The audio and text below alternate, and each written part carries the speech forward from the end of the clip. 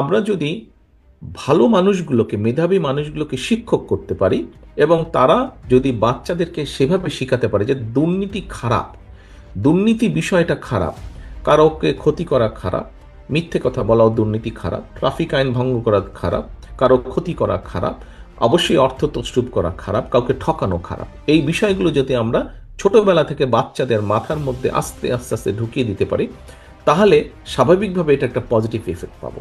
এখানে আপনাদেরকে আমি একটা কথা বলি। আমার পরিচিত একটা ছেলে আছে, এখানে থাকে। তো ওর একটা ছোট ছেলে আছে, ছেলেটার বয়স এখন 8-10 বছর হবে। আমি যেই ঘটনাটা বলছি এটা প্রায় আরও 5-6 বছর আগের ঘটনা, যখন বাচ্চাটার বয়স ছিল 5 কি 6 এরকম বয়স হবে বোধ হয় ওর।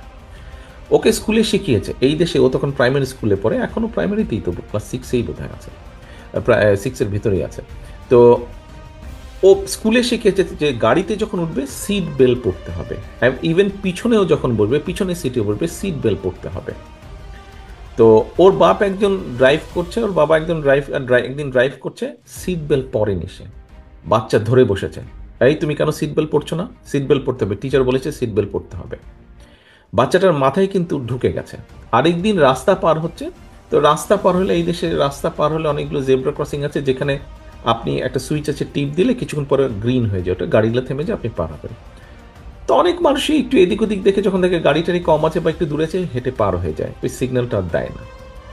ও একদিন ওরকম করতে গেছে, ওর বাচ্চা রিয়াক্ট করেছে, কি ব্যাপার তুমি এইভাবে পার হলে কেন, আগে এটা গ্রিন হবে তারপরে তুমি রাস্তা পার হবে।